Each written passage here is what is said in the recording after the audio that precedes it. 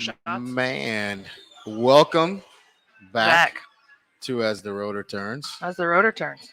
Are you just gonna play repeater the whole night? Are we playing repeater the whole night? Are we playing repeater the whole night? Man, y'all think I'm that stupid? Come on now. Oh my God, this is gonna be the shenanigans tonight. We got this is just my opinion. Me too. That being Carlos and Trish, I love you. I love you. Very beautiful. Well, thank you. I think You're very not, handsome. You're not showing moderation right now, though. Sure I am. Well, This is my first one. Well, okay. Rookie. And you got, I'm still Patricio on number one. on the wheels of steel. Yeah. Bringing you that quiet storm from 6:30 to whenever the fuck Carlos wants to go home. This is baby making music on the quiet storm. Hey, do you have a like a playlist on there's like labeled Yes. baby making or fuck? It's actually, hold on. It's funny you mentioned that because I haven't pulled this playlist out in a while. Oh, yeah, I'm making babies. Well, no, because the lady in my life doesn't like a certain artist that I have on the playlist Is it R. because Kelly? no, close. Really? So what big hip hop, not hip hop, like R&B singer from the 90s comes to mind? When that a woman would not like. Well, Genuine? Well, Boyz II Men. genuinely, women would love this artist. Boys to Men? No, I said artist, so it's a Ralph- single artist. Ralph what is his name? I don't know what you're saying over there. Ralph Tresvant or something like I don't remember. Give me the song. It's Keith Sweat. Oh, I love Keith man, Sweat. I do love, man, you could do some fucking with some Keith Sweat. That's true. Know, You get some grooving going to it, man. So Keith Sweat. yeah. So my playlist is called The Chill, and it's got some Genuine. It's got some LL Cool J, some Silk, some Childish Gambino, some Usher, and I can't play this playlist anymore because of a video that I showed my girlfriend. Oh no! Of me at a Keith Sweat concert. Oh, another What girl. were you doing with a girl? Well, at that time, allegedly at that time, I was seeing someone, and we got front row floor seats to see Keith Sweat. And at one point during the concert, he starts serenading her. He starts singing "Your Body." Mhm. Oh man! And I record the entire thing, and of course, like she busts a nut while Keith Sweat is, As she should. yeah. And I was like, no, I'm a huge R&B fan. Here's me and Keith Sweat, and then who's that girl? Yeah, and that's when Patricio fucked up. Why? That's why my cousin. Is that That's my cousin at the Keith Sweat concert. You gotta have some cousins, man, with you. For real. For full disclosure, I do have one labeled "fuck" on there. You see that? I hold on. I'm clicking on it, and I want to see who you got. You got some Jodeci. Oh, Hell yeah. Oh, Okay, we got some LL Cool J, some Silk, some Boyz II Men. Your playlist is longer than mine, bro. Oh, well, I do some fucking. Yeah. Dude, you got a lot of 112 on here. Oh, yeah. Okay, Drew Hill, you have to be. You got to make some babies with some Drew Hill. Oh, you know it. You know what's cool about Drew Hill? I pulled that dude from the bottom of the wave pool at Wet and Wild. Wet and Wild? Watermania. Sorry. Are you talking about the theme park or what you did to her? No, the theme park. Yeah. So the dude was they would have these concerts on remember the stage up there that on the wave pool, and it's what is it? When people say "Make America Great Again," that's what I think of, like the concerts at Wet and Wild. Yeah. So, Watermania is what me. Watermania. Yeah, that's like the ghetto Wet and Wild. It was. when Wet and Wild was full, you went down to Kissimmee and you went to Watermania. Yeah, and that dude, he jumped in the wave pool, and then the people started pulling him down. And I was a diver underneath. They would have us diving underneath all the people that were there for the concert, and so which was a good view most of the time. But yeah, all you see is like silver hair, little skinny black man just come all the way down, and he basically almost just landed on me. So I like grabbed him and took him out. That's some funny shit, man. Brought some memories back. Trish worked there. Like that job is the Kevin Bacon of EMS jobs. So Watermania. That's true. Do you feel like it's a rite of passage to work at a water theme park or be a lifeguard at either at a beach or a theme park itself? Man, I guess. I don't know. I guess Probably. If you live in Florida, it is. Oh shit! I didn't even finish the disclaimer thing here. So yeah, so is not the opinion of the rescue company one or anybody that hires us, which we're for hired. We're very professional when we show up. We don't talk about any of this shit. They have business cards. And everything. If I say something that offends you, well, turn the shit off. So now. But also give a like and share. Yes, please. At least do. The Apple. We've been getting a lot of 5 stars. That's awesome. That is awesome. A lot of people get comments and shit. And they go, Jamie's ass. Jamie's ass is here. Everybody can see. I'm pulling it up. There's Your hair looks beautiful today. Jamie looks beautiful all around. There's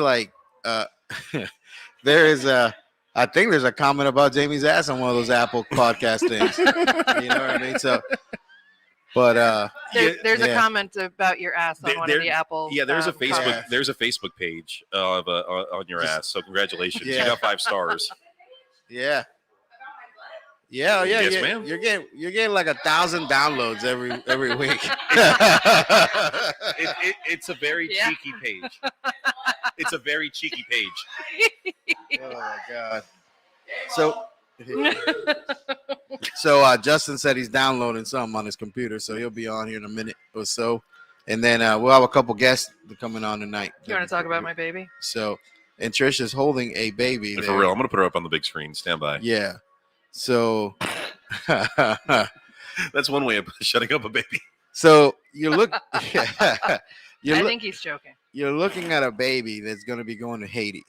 Actually, all cool things. So this is actually our friends from World Point. Miss Claudia sent us out a bunch of CPR stuff that is going to go to Haiti for them to train and do EMS stuff. We send a lot of things out there, so we do appreciate it. So we thought Trish thought she would bring a baby on because she wants to carry it. And yes, I like carrying babies. Well, I just don't want you to look like a crazy lady, like that carries around like a fake baby and shit. But when she gets put in when she gets her 2 minutes, does the baby get 2 minutes, or does the baby replace her? Well, I don't think we should punish the fake baby for Trish doing shit. You know what I mean? Yeah. So it's ridiculous. I mean, it's not the baby's fault. So, and then so a lot to talk about tonight. Once we get our couple, we got one hell of a guest tonight, and that's definitely not Justin because he's a degenerate. And Mr. Tony Renta will be on tonight. We're gonna get him on the connector here. So is he on? Scheduling conflicts happen, and we work through them. We accommodate for whoever comes on the show, anyone who's in studio. Yeah, no man, you're doing it's an awesome job, man. I'm telling you. And dude, I'm always appreciative, like the fact that you've given me the opportunity, and the fact that you almost didn't go to that baby shower. Oh, I know. I fucking did you listen to that show the other day for man, I'm gonna tell you, I was telling them I was still angry as I tell the baby going to the baby shower story.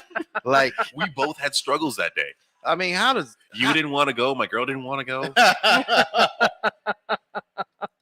When did men start going to baby showers? But hey, we do have a commercial to play real quick if you have that up. Oh yeah, let me pull that up. Stand by. So because I'm drinking a delicious Pabst Blue Ribbon beer, not an official sponsor, but they're my sponsor. Did you email them when I did. Okay. Yeah, and you know what? They can sue us. We'll keep mentioning their name if they want, but I'm still gonna drink. It's delicious. I love this beer, and nothing says America like Pabst Blue Ribbon. You and my friend Don. And this is what I'm excited about. Like we have to reschedule our little shooting event. You two are going to fall in love with each other. Going to be best friends, like stepbrothers. Oh yeah, because he has karate in the garage, the blue ribbon stuff that you will. Oh, that you're just going to fall in love with. I was working with another nurse last night on the helicopter, and I call her home wrecker because he's funny as shit. And as the rotor turns, she's part of the whole how we name it. Where we came up, and she's a PBR fan. So, but we found the PBR store online. Oh, really? Shit. Yeah, with all kinds of PBR paraphernalia. I was very angry why I don't have some of these things in my house. My buddy Don has the surfboard. No shit. Yeah, that's some cool shit. He's got some cool shit, and I'm pulling up the. Why don't I have a PBR surfboard? Because I didn't know there was such a thing. No, I think you should try a little bit harder. Due diligence. Clearly. Yeah. 2 minutes. Yeah. Well, there you go. I'm sorry, Jack. What kind of beer do you like? I'm sorry, Jack just kicked in. So Yeah. my apologies on that one. Was that a giant cup of Jack you were drinking a second ago there? Yo, I kind of chugged it when what's her name? Jamie. Jamie. Yeah. Sorry, I almost Yeah, called her and ass I cam. need moderation. No, this is pretty good. We were getting Patricio fucked up. Patricio fucked up was funny because I was listening to the podcast the other day when we got him drunk at his own podcast. And then we took him over to for Moose Lodge Steaks. Oh yeah, that was delicious. Jesus Christ, Those that was are that was a awesome. great time. Those are Some awesome. of the, one of the best cheap steaks I've ever had. Oh, those Yeah. are delicious, man. All right, so I got it pulled up, Okay. All right, hit it. and you want to give it a little intro to what we have right here? So we probably, if I was to commission a Pabst Blue Ribbon commercial, you would say this is the commercial. This is, let me tell you this. This is Dennis Hopper on this thing. I know. I saw it. Like, and I'm a Dennis Hopper fan. He was Yeah. Koopa in Mario Brother movie. Oh yeah, yeah. Super was Mario also- Brothers. In Speed. Man, listen, Speed's. I like Speed. Speed's a good movie, but I would say I didn't know what it's we were talking about. probably I know. it's probably one of Dennis Hopper's is like not greatest movies. You know what I mean? You're talking about a man that was in like name the greatest Dennis Hopper role ever. I just did Koopa in Super Come Mario on, Brothers. man, you can't do that, man. You cannot do that, man. No, I feel like the acting that Dennis Hopper gave in Speed was like, oh, the fucking check cleared. All right, let's do it. I mean, he was great in it. Like, I mean, anything that man ever does, he's great. Like, but man, come on, man, you got to know this is the role, man. This is the role. He's got the Godfather in that role. He does. Like, in the can you name the movie? No. Can you name the I movie? can't. Man, Apocalypse Now. Oh, shit, Marlon Brando. Fuck. Yeah, dude. All right, I'll see myself out. I'm sorry for forgetting that one. I'm sorry, Mr. Hopper. It was insulting. But I loved him. Remember when he did the referee commercials for Nike? Dude. Oh, that takes me back now. Okay, I gotta reevaluate my Dennis and he's Hopper like, appreciation. where he's doing the. Oh, Oh, Are we okay. gonna have this? Okay, fine. Let me take out. I just had a sip. That's still Just like. hold up. We got some of the guests here. Let me say, I'm backstage waiting to be. Yes, yeah, Tony, I do see you. We're gonna play the commercial, and then we're gonna bring you in. copy. Yeah, so let's Little everybody. shout out Mr. Hopper. Ooh. Cheers. Yeah, cheers. Love you. I love you. Cheers. Cheers. Like there was nothing in your hand. Well, we'll drink hers.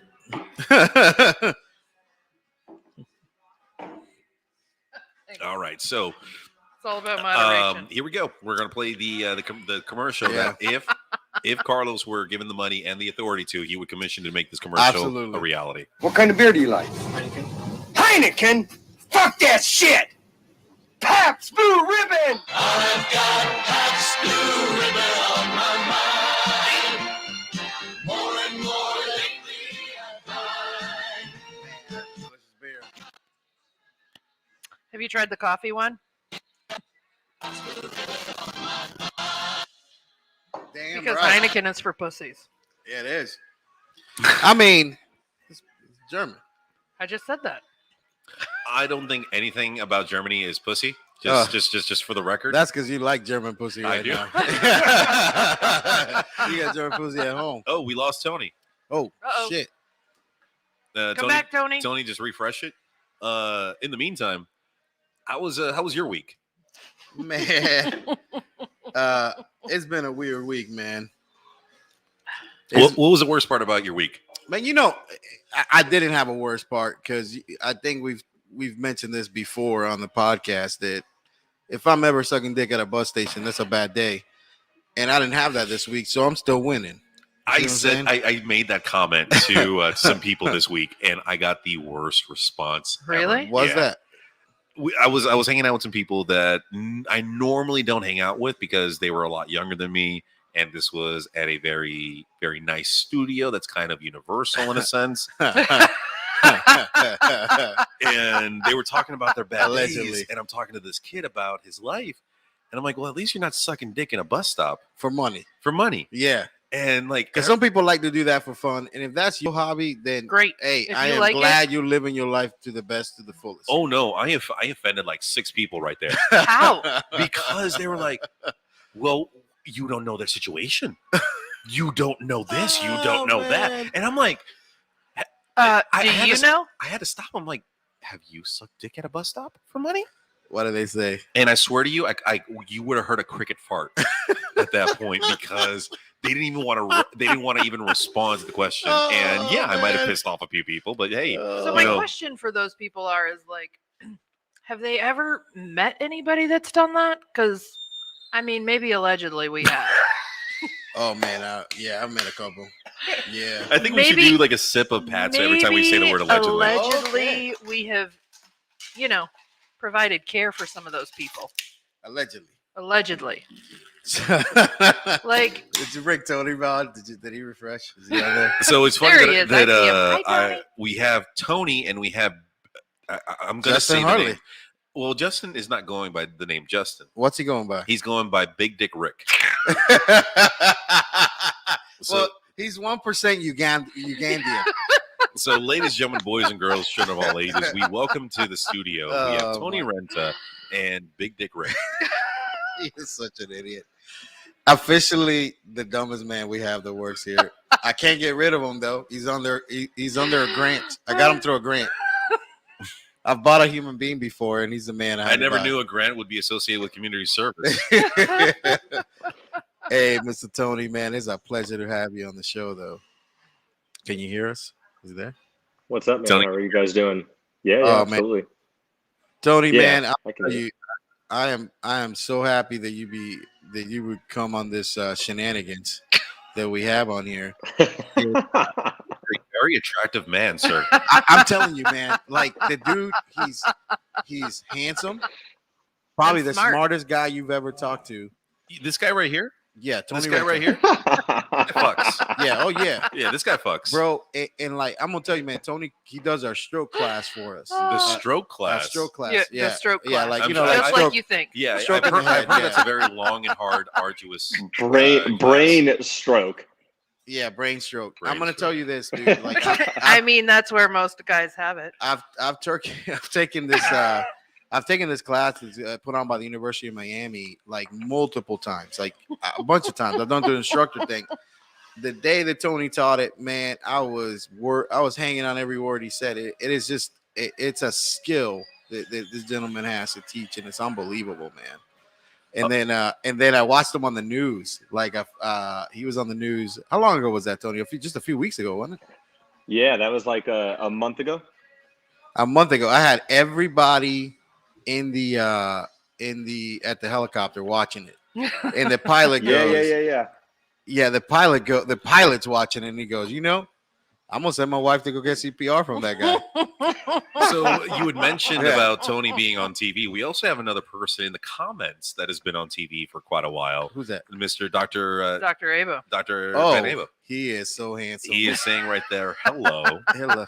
And a quick shout out to Miguel Delgado saying, all right, peeps. Yeah. Keep it playful. We got one of Miguel's people allegedly We do. listening in right now. She's hiding in the corner. She don't want everybody in there. Yeah, Miguel, you should message the person who's here in studio, Allegedly.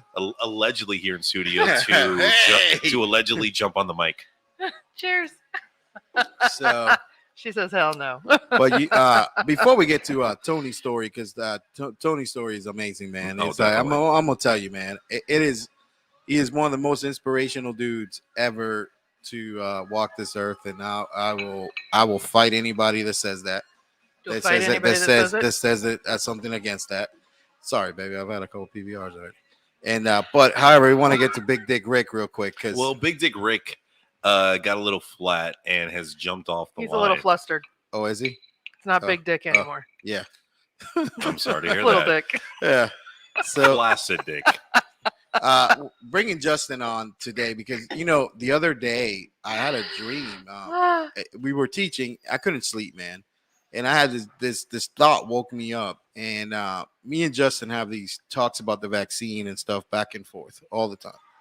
And Justin has, I think Justin has such a unique look at, he's not a vaccine guy, but Justin has a unique presentation why he doesn't get it. And I think that having him on is important because this is the thing. In full disclosure, I've got my vaccine. Same. And you know, I don't have a problem with getting it, but I do have a. I'm ready for my booster. Yes, I'm Same. gonna get a booster too, and me and Like Dr. Abel yesterday. talk about this all the time. The problem that I have with certain things is this: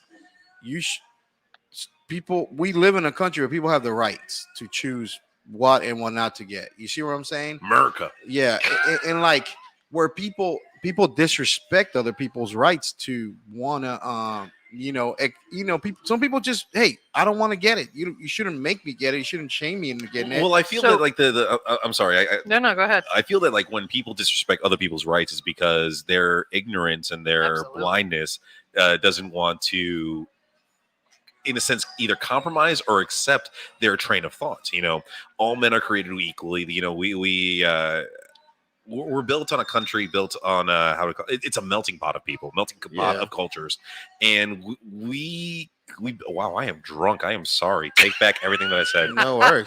America, get your vaccination. You know, listen, man. I think that we need to respect other people's ability to make decisions, regardless of how we think, how stupid we think their decision is, and all that stuff. And you know, I don't know if you want to comment on that, Tony, or anything like that. How do you feel about the vaccine? Yes, good question. You there? Hello, Hello? Tony,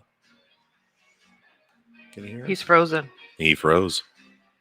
You see, this is why you should go to a Spectrum Wi-Fi, because AT&T and We don't have- CenturyLink. We don't Yes. have ATT and we don't have AT&T or Century. We have Spectrum. Oh, wait a second. Oh, he joined us on another link. Stand by, Oh, Tony. I shit. see you. I see you. Stand by. There he is. There oh. you are. Hey, Tony, we were. I don't know if you heard, I but- froze. Yeah. Man, I was just Tony, about what's to go your- in on what you were just saying. So here's my Turn it downfall up. On my headset. to Yeah. the vaccine. Can you hear me? Yeah, I got you. Yep. Okay, so here's my downfall to the vaccine side. To piece onto what you just said, right? It's everyone's right. That's fine. The problem is somewhere along the lines, this just became agenda driven, like everything else. It Yeah, became agenda absolutely. driven, right? And Yes. it becomes, in retrospect, every aspect of this becomes the highest bidder. So the most money makes it to the front line, and you buy column inches and airtime. And that is what everyone looks at. And if you don't go deeper and investigate something beyond it, you'll ultimately go with whatever the movement is at the time. Again, everyone can take their pick, but you know, when you see people in healthcare saying, "Oh, if you're on your deathbed and you're not vaccinated, I'm not going to have any pity on you," like That's I bullshit. don't That's know not true. where in We the still do. yeah. Oh no, you do. What I'm saying is, you can see by way of social media, and I'll call it the keyboard warrior mentality.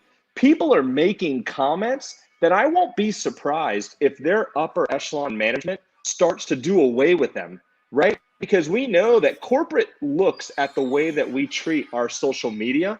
And I think there's some things that are being said out there that these people would not say in front of a patient. They'll say it Oh, online, man. you Tell know. you, man. And Get here's around the other money. thing. People continue to say, we're short on nurses. You know, we're burnt out. I'm sorry, but I'm calling BS on it. Let me tell you what you're short on. You're short on management and leadership failing your nursing force. Because when Tony, you I think pay I love you. $5,000 a week to a traveler, you slap your staff nurse in the face. Garbage. You don't have a shortage of nurses. What There you you go. have is a failed administration. Oh, we lost Tony, it. you were Oh, right man, in the middle of it. We And I lost it. loved all of it. I know, for real. Like that was giving me like I'm telling you, man. that was giving me a COVID boner right there. Let me oh man, we bring him back, man. Oh, Because get him back. I'm gonna tell you, this is the most enlightened individual you'll ever meet in your whole entire life. And he's back. There you are. Hey, Tony, go ahead. Sorry, man, we lost you in the middle of I'm that back. thing there, And but- you're all Yeah. right. I'm back. Everything not you're done. saying is true. Yeah, go ahead, Tony. But that's what's happening. I keep getting people. I mean, we get people that filter through every day, and they're like, "Oh, we're burnt out." I get it. You're not going to be able to tell a fireman medic about being burnt out, right? Luckily, Yeah, you don't get mandatory.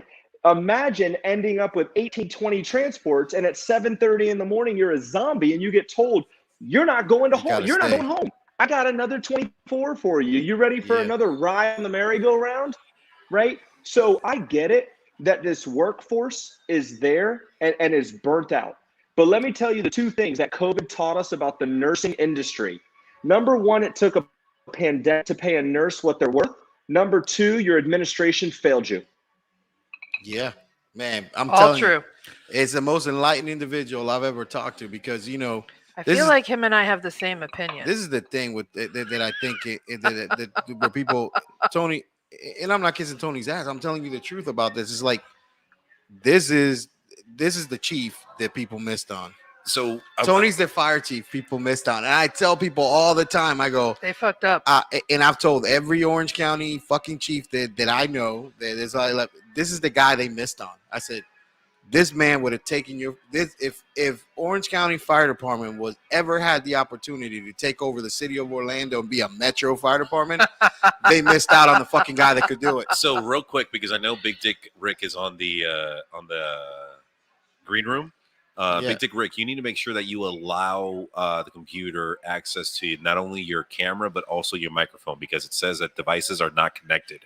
So if you want to refresh and make sure that your cam and mic are added to the stream, you should be able to pop in with us.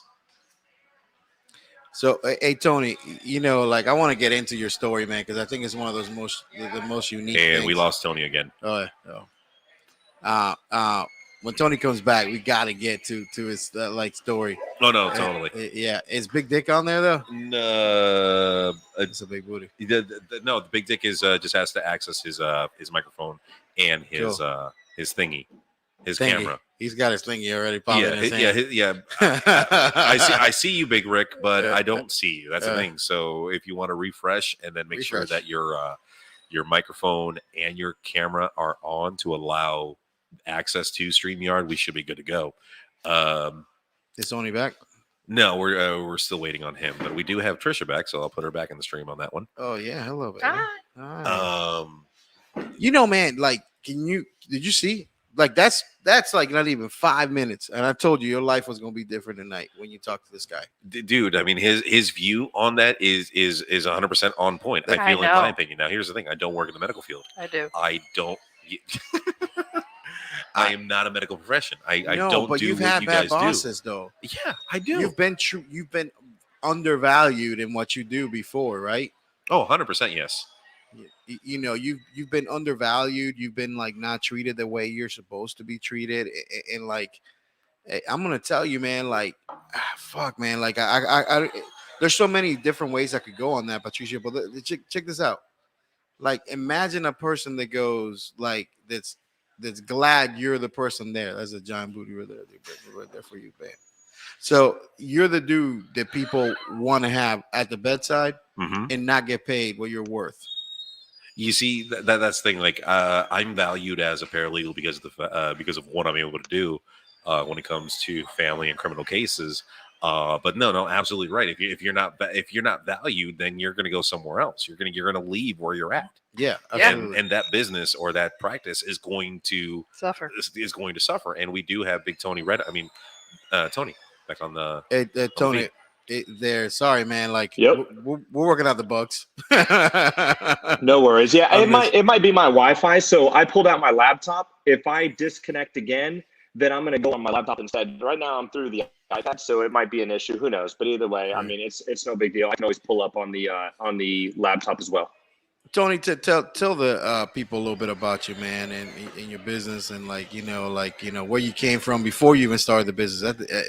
It's so interesting where he comes from, man. It's crazy.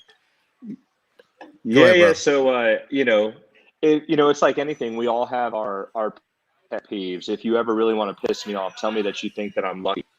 That'll really get me going. Right? So I am born in the state of New York. My grandmother has. Or my mother's got 4 kids, 3 dads. She gave up 2 of us, or she gave up all of us. But my grandmother raised me. She passed away in 2014, God rest her soul. And we lost him again. It's got to be the you think it's the Wi-Fi? Or No, I think it's the asses that keep coming in here and knocking out the signal. Yeah. Really? Yeah, a lot of booty though. It's a lot of booty like orbiting. And what about Big Dick Rick? Do we need to? So Big Dick Rick, like I really want. I feel like I would rather have him. Well, no, I can't do Do we the. need to change it to like one of our hotspots? No, we're fine. Oh, Our stream is fine. Tony, if you want, use your phone. And that's also to Big Dick Rick. If you want to use the phone and use that as the point of communication for you guys to be on the stream.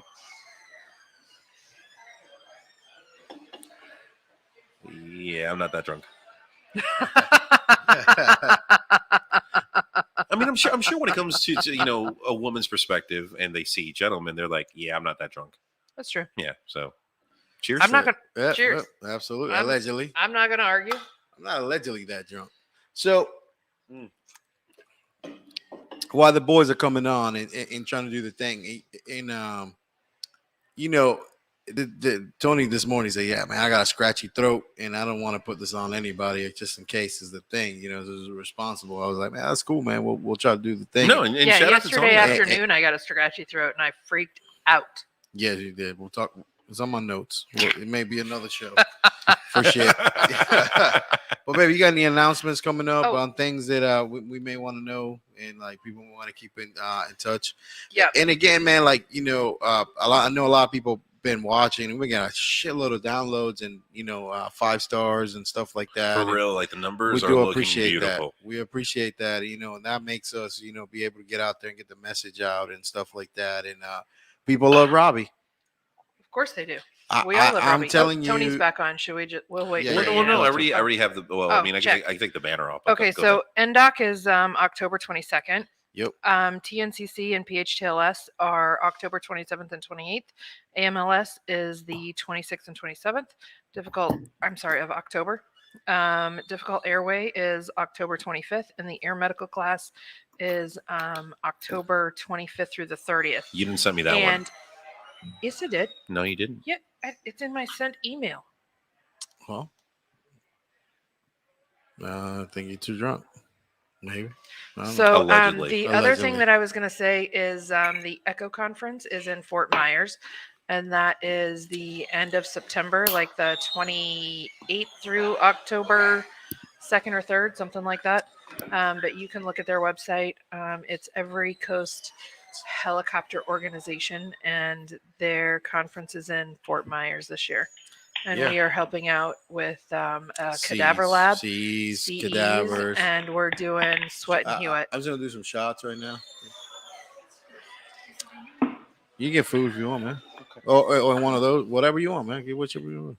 But a single this time. And Don't give him a single, give him a triple. what people need for the ECHO conference, like this is like basically like a $50 conference. You come Yep. to, you pay for your resort.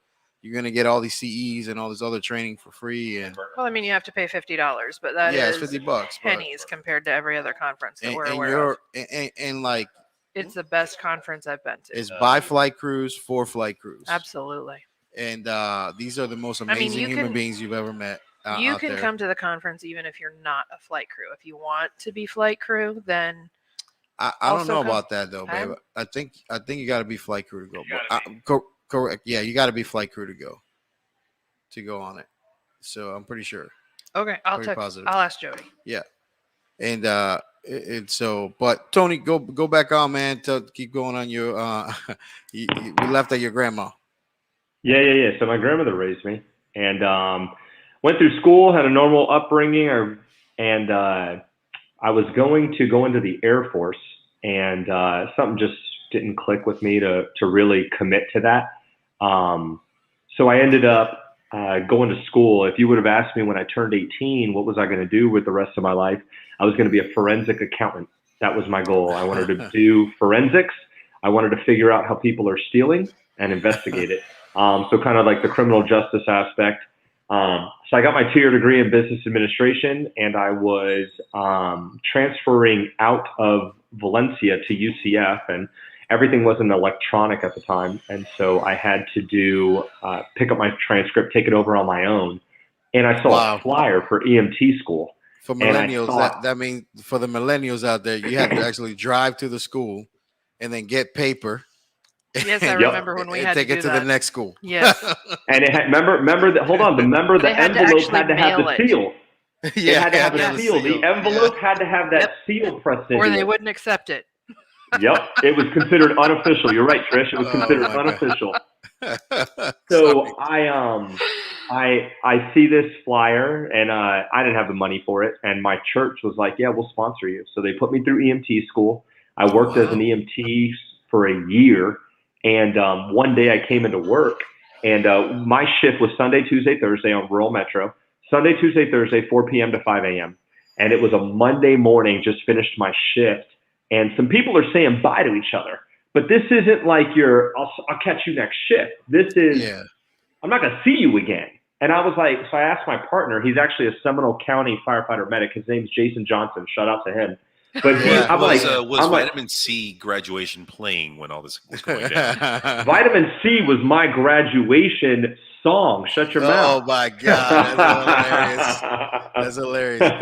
You know, I'm pretty sure that your boy works over there with my my cousin's a Seminole County chief, which throwing Seminole County shout outs out there.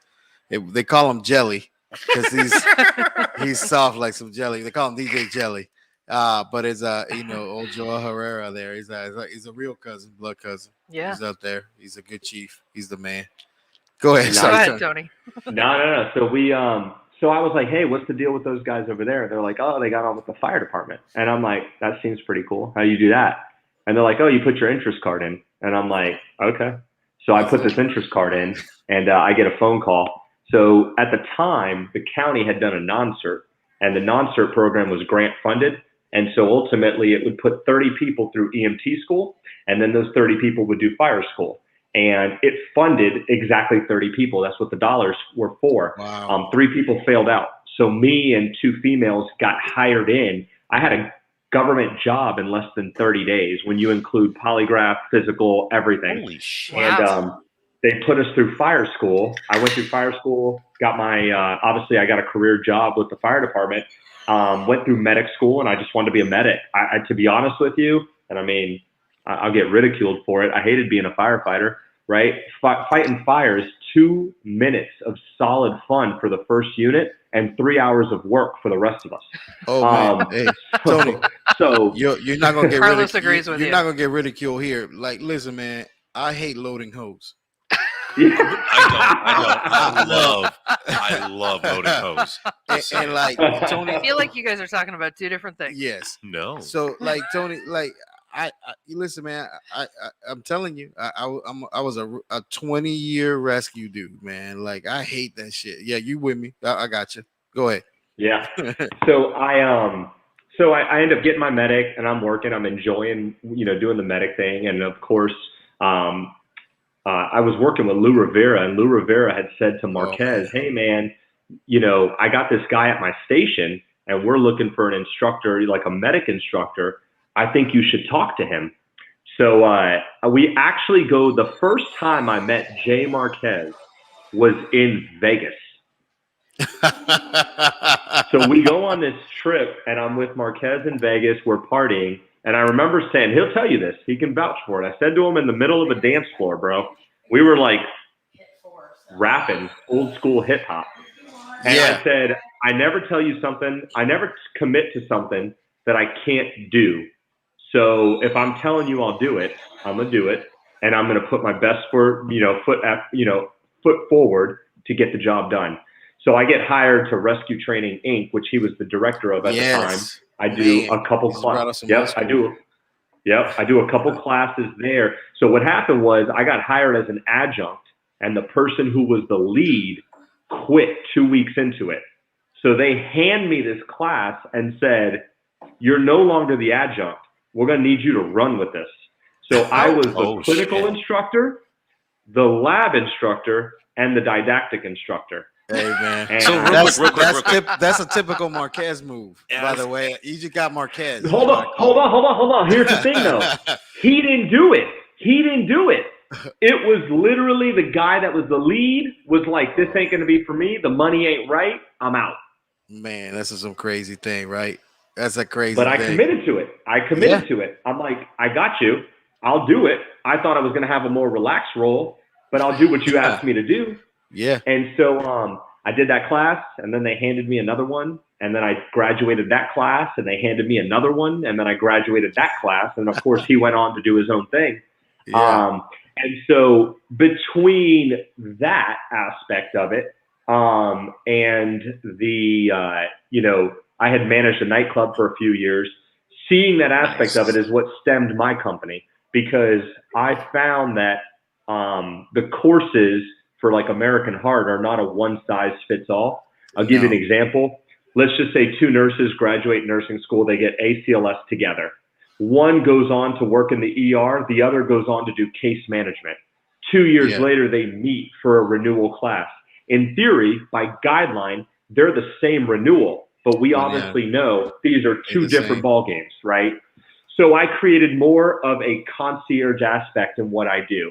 I try to send you prep material and condense the process to make it a little bit more alleviating. So I'm slightly more expensive, but I saved you time, and time is money.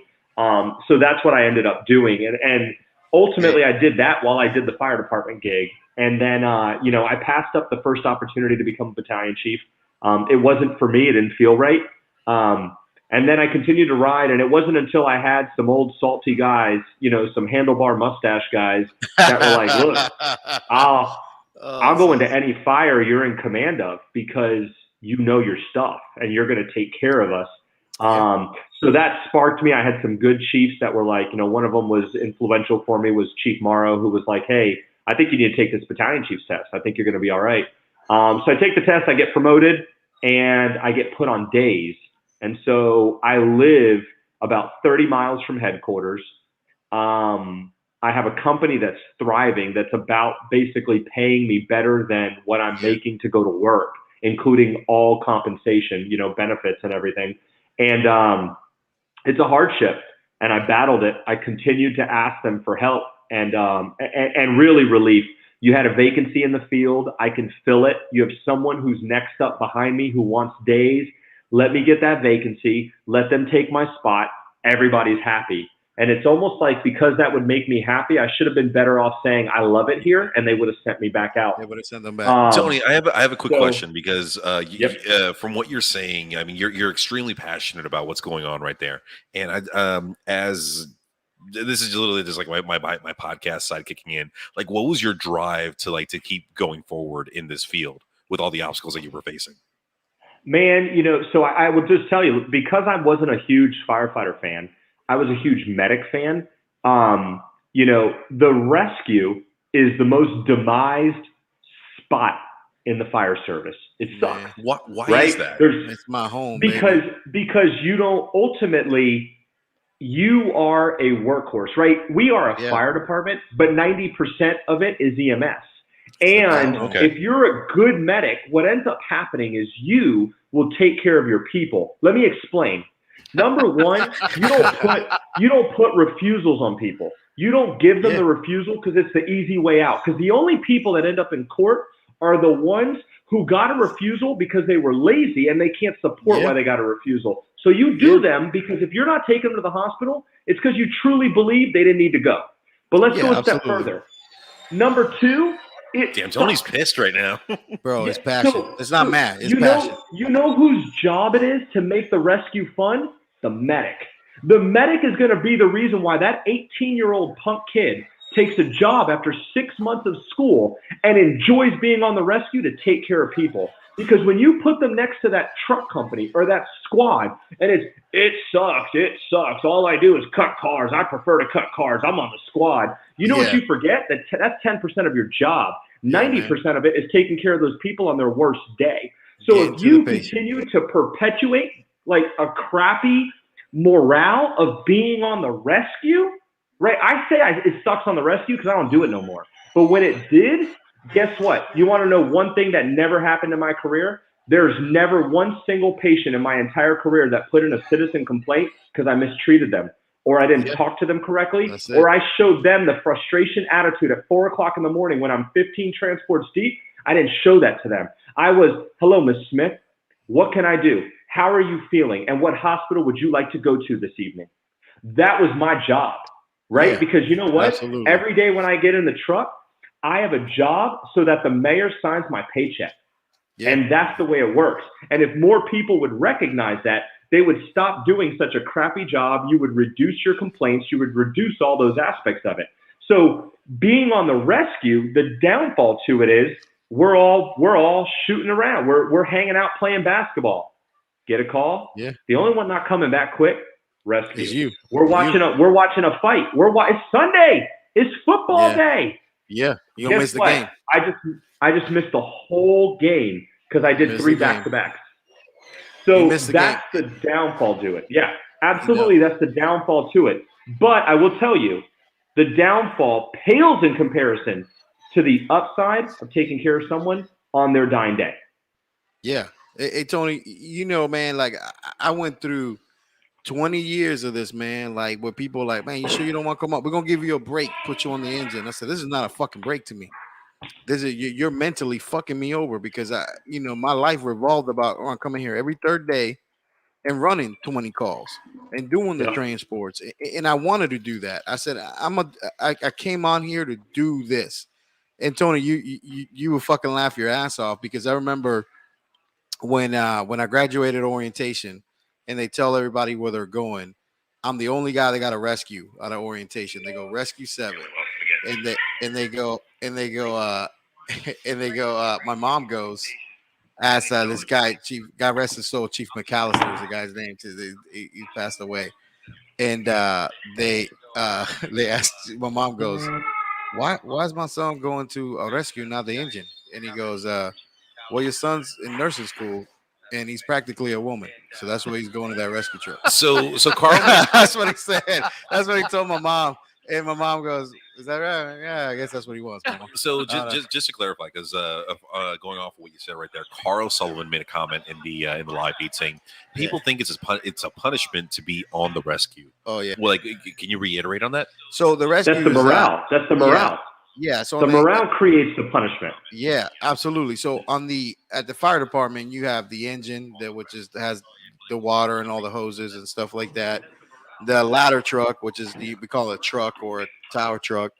They're like the guys that do all like the searching inside fires, but part of that group is the rescue truck or the ambulance, if you want to call it that. Now there's a heavy rescue, which is 5 guys that kind of look at things when you're at a fire. Not to diminish their importance, they're the guys that are there just in case a fireman needs rescue. They're the guys that are going to go in there and rescue the fireman. They're the specialists in that type of stuff. But our job as the 2 dudes that are on this ambulance is that we're firefighters, that we search, at least for me at Orlando, and the same for kind of Orange County, is that we search the backside of fires. Like we go in the worst part where it's the least, you don't have any water or anything with you. And you're the most like dangerous portion of it to try to get the people that are in the most danger. That's our fire job. But the rest of the time, we do everything else. We do all the medicine. There needs to be people call 911. We're the people taking people to the hospital. We're providing all the advanced life support care. And we're the guys that deliver checks. A lot of places we had to cook. And we do all the other work that nobody wants to do. So it's the lowest position that you can be as a firefighter or the most brand new engineer at the city of Orlando. Now Orange County, Tony, I don't know if you knew that or not. So like Orange County now, people that drive the rescues are engineers, Yep. Like you're the lowest ranking person, you're on this ambulance and you get the worst job. So like Tony said, you go to a call, you go away for an hour. The rest of the guys will come back in 15 minutes after the call and back to dinner and watching TV. Correct? Yeah, but the downfall to all of it is the fact that all these people, ultimately what ends up happening is you have a shortage of paramedics. So some departments have the luxury of rotating to where it's kind of nice, right? Because you get a shift, you're driving the engine, you get a shift, you're backwards on the engine, you do 2-3 shifts on the SKU, and then you're back to the engine. With a lot of the departments here locally, until recent, when some of the Central Florida corridor departments started requiring that you become a medic within 3 years, and that's a whole nother podcast. Oh my But goodness, when- Tony! Don't get me when- started on that, Tony. No, different podcast for sure. That's why I said that's for the next one. So Yeah, so the downfall is that when you do that, now you're creating a larger pool of paramedics. So I'm not there. I haven't been there in 4 years. October 8th will be 4 years. I haven't been a firefighter with the department.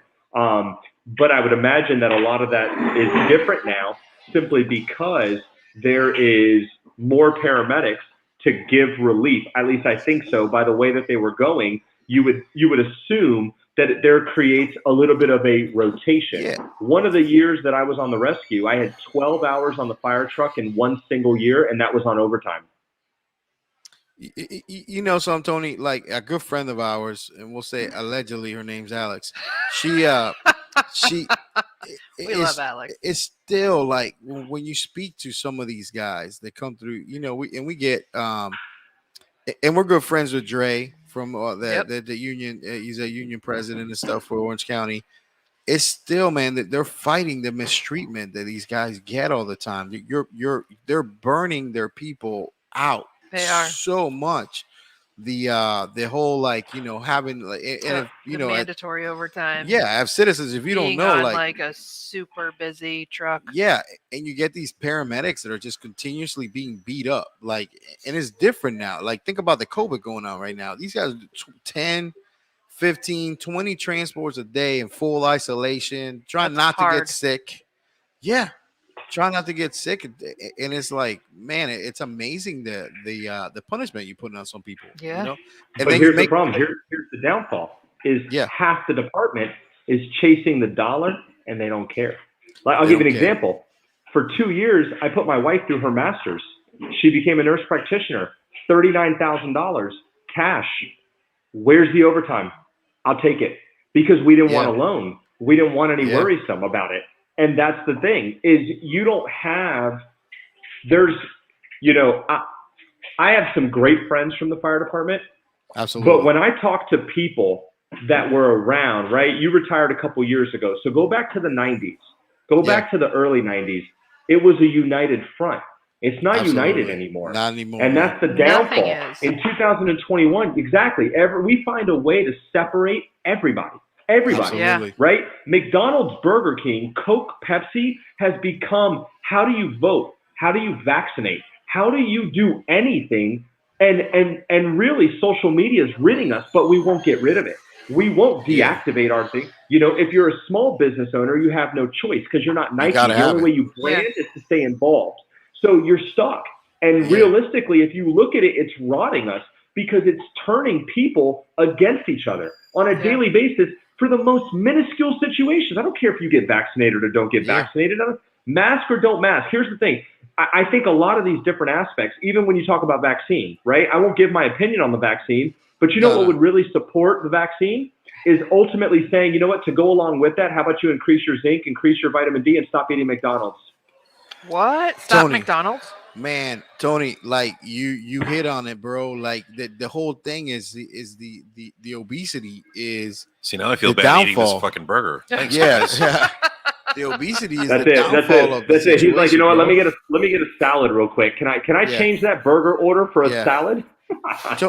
Tony, let me. You've seen the movie PCU? Remember, it's supposed to be Portchester University, but stands for Politically Correct University. Yeah. It's got Jeremy Piven in it and all that. And it's you can't find that movie right now. Oh, really? Can't find it. Can't find it on Amazon. You can't find it on Netflix. You can't find it on YouTube. And this is the thing with that movie. Like it's a look at our times now. If you remember that movie, it's a look at our times now. They're rioting. It's like all this like politically correctness, all this thing of like, it's insane, man.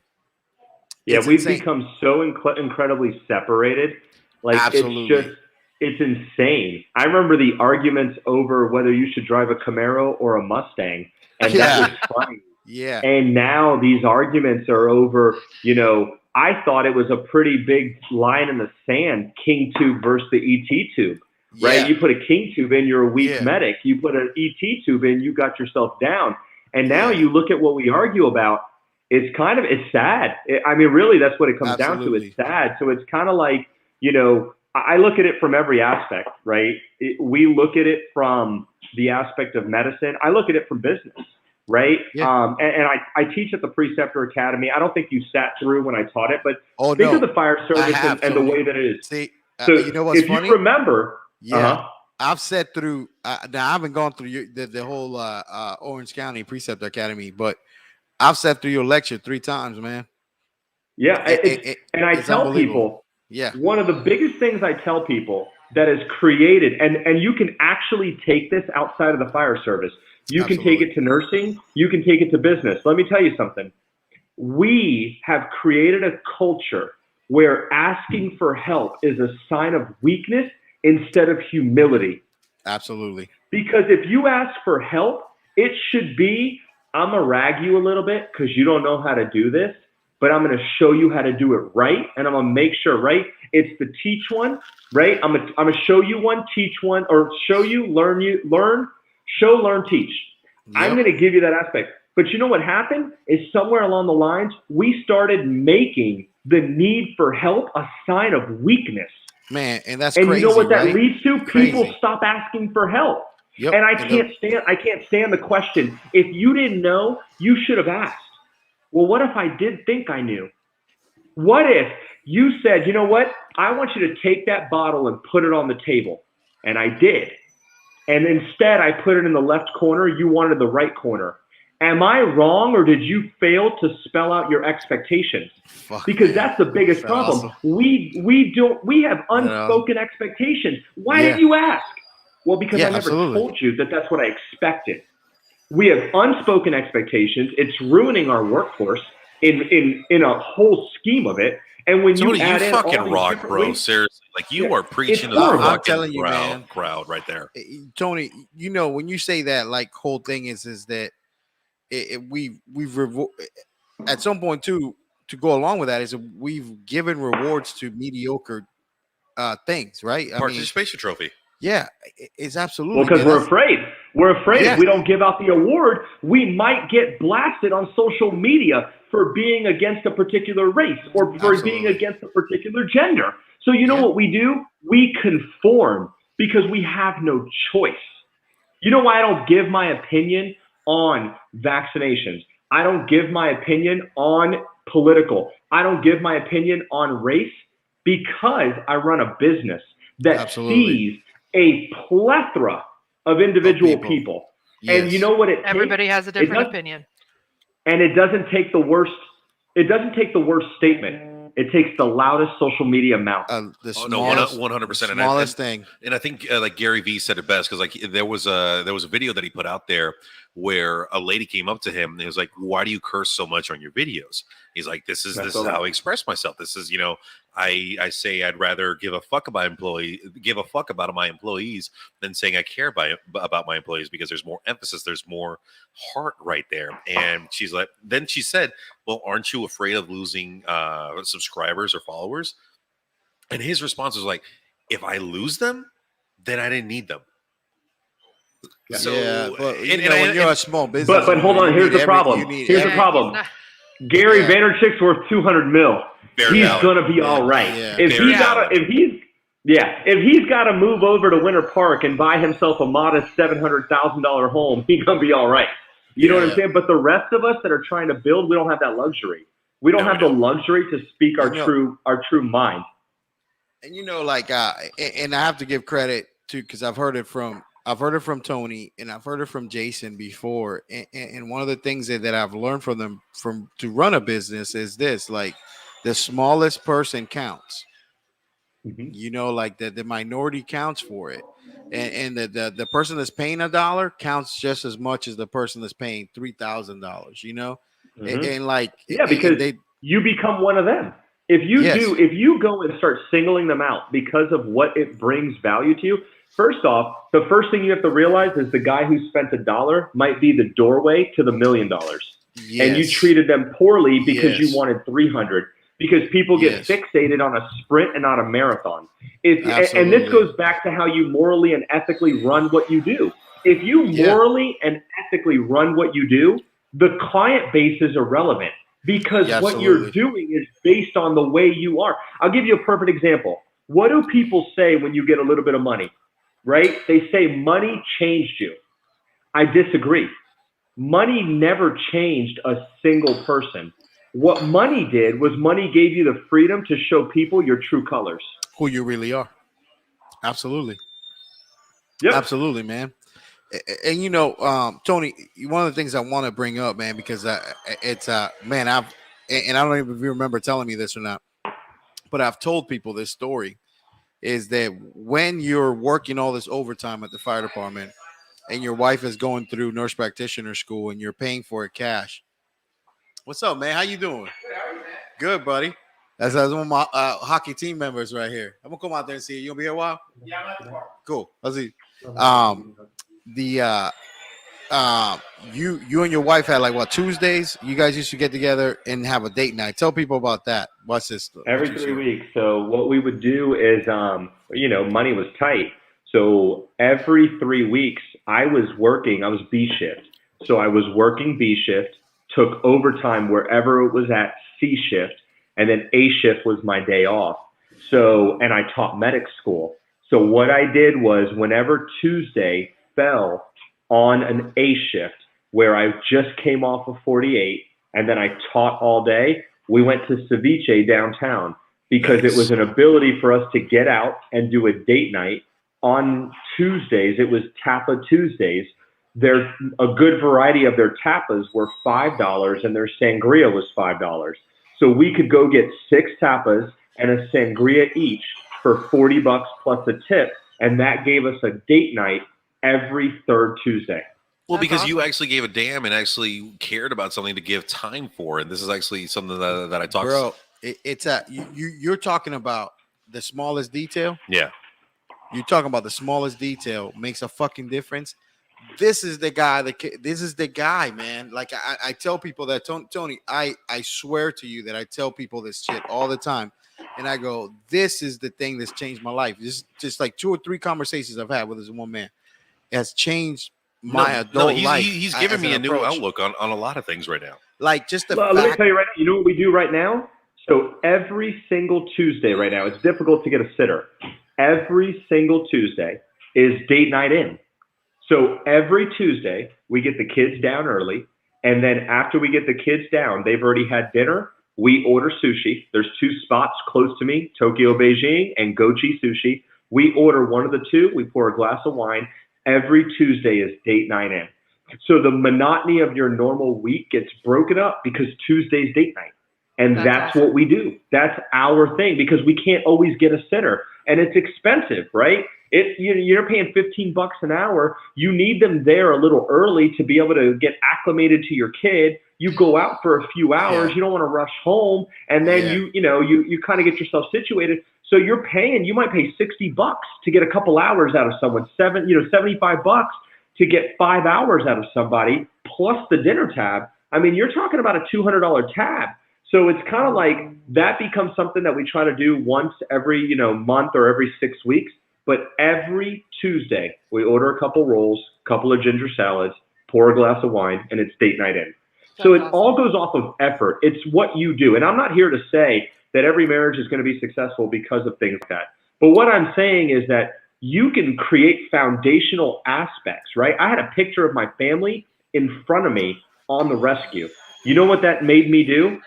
It didn't matter what call I went on. I had a family to provide for, so I'm going to be on my best behavior. I'm not going to get pissed off. I'm going to do my best job because I need someone to sign a paycheck so I can take care of those 3 people. And that's the way we need to operate. We have to operate beyond ourselves. And Tony, on my worst day, I got to go to the job I like doing. And now, like, I always tell people, I said this yesterday. I was talking to the home wrecker when I was working with her yesterday. And I said, on my last like 3 years on the fire department, when I'm coming home to Trish and stuff, like that's one of the best feelings ever because, it's one of the first times I really wanted to come home. You know what I mean? And like, even if I was a poor man, I would still be a rich man because I had her to come home to, and that's the, you got to have something besides money that motivates you and drives you. You know what I mean? Well, it's false idols, right? You can't. You will never be satisfied in this world being satisfied by the falsehood of idols, right? Money's not going to make you happy because money will come and go. So you might get some money in your pocket, you'll eventually spend the money in your pocket, and you'll still be left unfulfilled. So it's kind of like, what are you going to do with your life to be fulfilled? And I think that approach to life changes it, right? You should be able to go anywhere and leave it in better condition than what it once was before you got to it. You should be able to look at anything you're going to do and do it in full fulfillment to see it to the end. You should be able to give someone your word and stand by it, right? Those are things that are becoming lost. And if we don't talk about it and we don't have difficult conversations, you're just going to continue to watch the youth of our country kind of perish. Tony, let me ask you a wild question, and I totally agree with what you're saying in regards to the fact that like there's really not that much honor left in this world. Like, what was the breaking point, in your opinion, where like the moral fabric of society that held honor together just like deteriorated? Man, so I would probably say the easiest thing that made me see the biggest separation in our world, I guess you could say. So the biggest separation in my workforce in the fire service was money, right? The root of all evil. Yes. Outside of that, politics. I've never seen something divide in my lifetime. I've never seen something divide a country the way it has been divided over politics. And the only reason it's divided this way is simply because of social media. It was probably divided like this in the 90s, but I never saw it because I was young. And in the early 2000s, you didn't put this on MySpace. You kind of just built your MySpace page and that was the end of it. But when Facebook went from college based, which is how it started, to anyone could have a profile, you created the ability to log in and see an abundance of opinions immediately from 3,000 people. Shared information. You can I can share a picture on my page that has no comments. But if you click on the picture, you will see the 50,000 comments that it has worldwide. No, I totally agree with you right there 100%. I agree with you 100% because of the fact that social media itself gave a platform and a stage for those that never had a voice. And once like you give someone a platform like that, it gives those that like either are in the shadows or are afraid of expressing their opinion, gives them the motivation to like, oh, you know what? Oh, there's more people like that think like me. Oh, great. I'm going to join their movement. Yep. Had to my antidiuretic hormone made me go to the bathroom here for a second. Don't apologize. Yeah, but catching on to that is one of the notes I had down because I just caught the very tail end of your bathroom. You looking for the bathroom? It's right there. Sorry. Is the nope? That's the women's right it there. Says turn around. Yeah, men's. There you go. There you are. We're at the wonderful I Johnny's filling station. I'm not I remember when I was 12. Yeah. Do you? I don't. I've been obsessed lately on the YouTube with like the people that are like popular on YouTube and social media and the Instagrams. It just in our genre, like the medical emergency medicine type thing, like paramedics and stuff like that have made a career like of just being, and I hate to like call them like nobodies, but just the people that have made a career of just talking on a fucking camera on YouTube and do the thing and have never really gone out of their way to touch a patient. Well, that's the thing. Like, and I'm sorry for saying it like this, and I am treading on thin ice right here with what I'm about to say. It's once you understand the algorithm of the social media itself, and not everybody can understand, the timing, the content, the taglines, the hashtags, all that shit that go along with a post that goes out on social media, whether it's a pretty face or a funny comment that goes viral. It's insane. There is an advantage to certain people out there, if you get what I'm saying. Yeah. But there are others that, like, because of their talent, because of the message they're sending out, they've gone viral. But then there are other ones that, because of other things they've taken advantage of, they've become viral.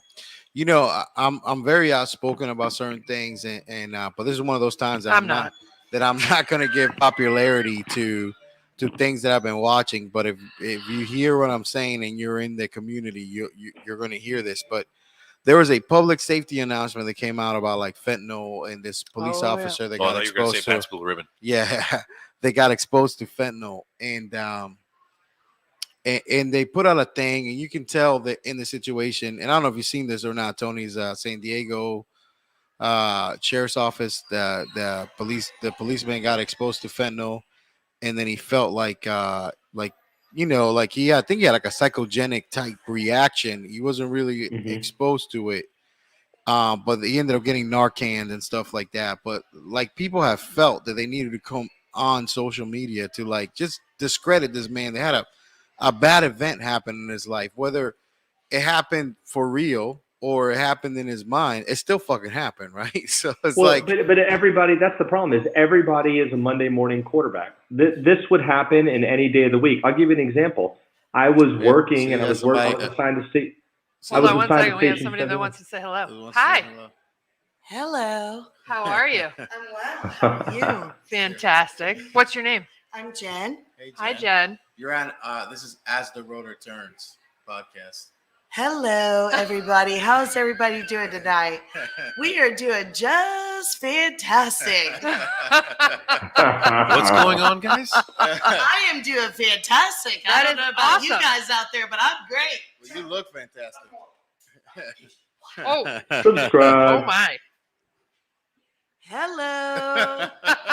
Hello, caller. You're on the line. What's going on with you tonight? You got problems with your guy? Well, we're going over problems right now. We are going over problems.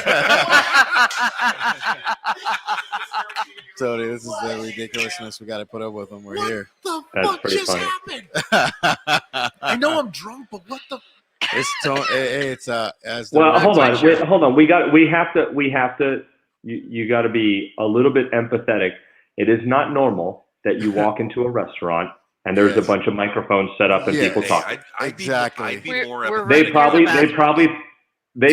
thought that Trish is Ray and Carlos is Johnny Magic and Patricio is Brian, and this was XL 106.7 live at Johnny's Other Side.